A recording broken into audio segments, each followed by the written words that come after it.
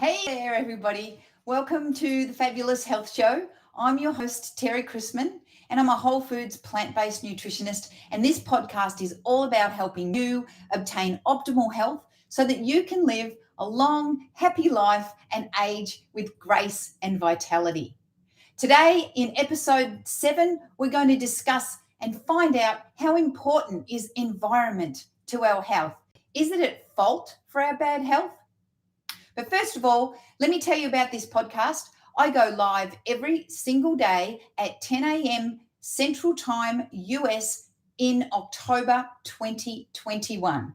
I may progress this later on, but we'll see after the 31st of October. I'm live on Facebook on my public page, Terry Chrisman 10, and I'm also live on YouTube at Fabulous Health.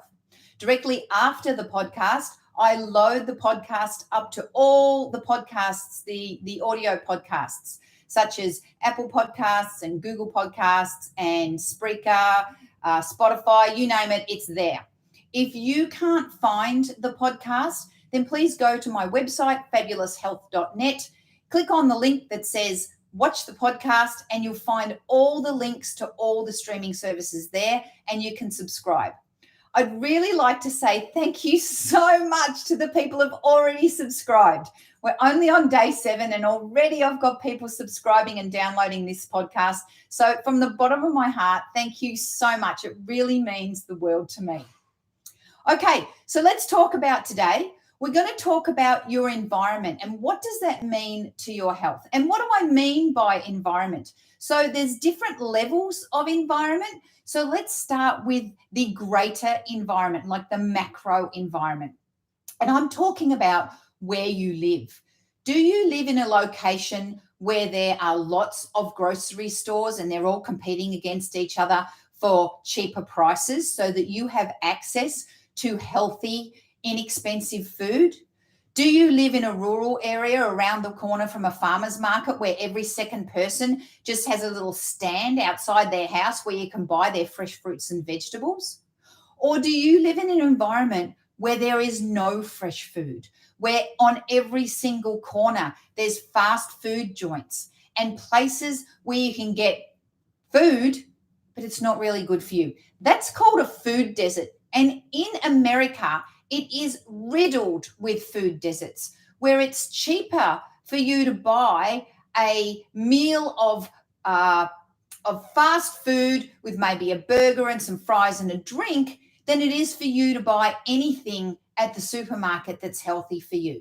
After all, if you can buy a fast food meal for $5, why are you going to spend $20 down at the supermarket getting the ingredients for other meals to make your own meal at home?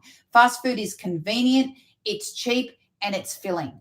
But unfortunately, it will kill you. So what I want to talk about is how to get away from the fast food and get into some healthy food. So if you live in a food desert, it is very difficult for you to find fresh food. You really need to go out of your way and make food a priority for yourself. So you need to do some research. Okay, I live in an area where there's no good supermarkets. Maybe I need to travel to a good supermarket to buy my food. And yeah, it might cost a little bit more money, but maybe you can budget in other ways so that you can buy that fresh food so that you are protecting your health.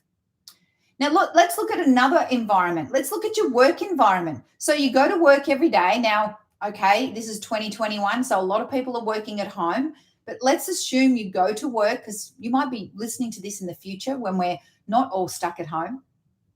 You go to work and the only thing around you at work is garbage. There's a vending machine and it's full of chips and lollies and fizzy sodas.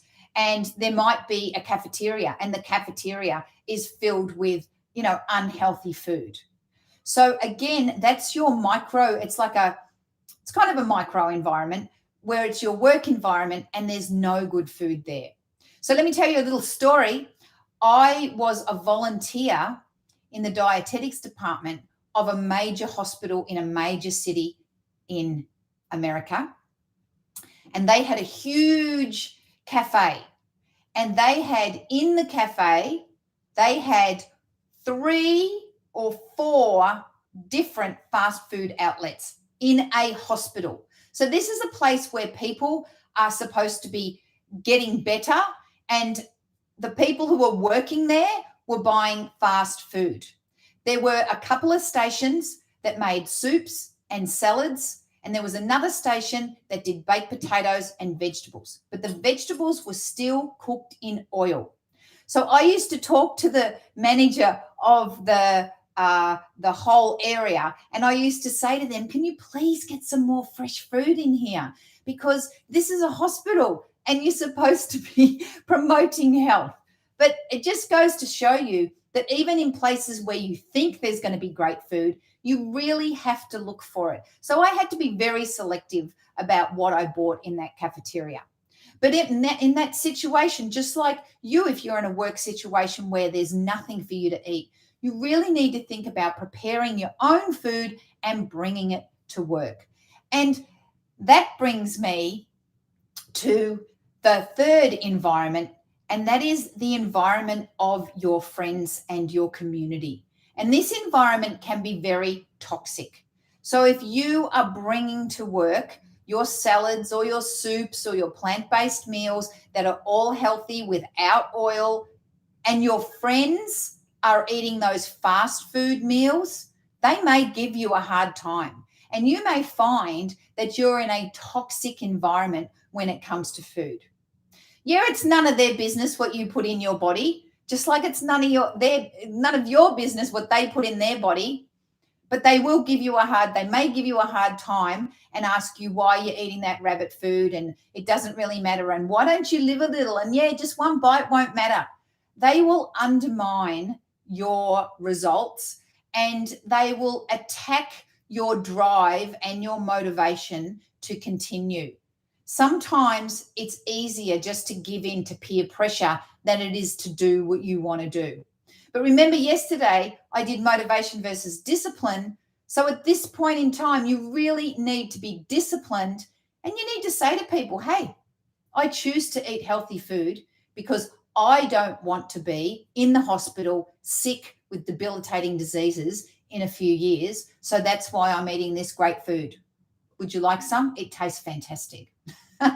Put them in their place in a very nice, loving way. Let's say it's loving. Yeah, loving way.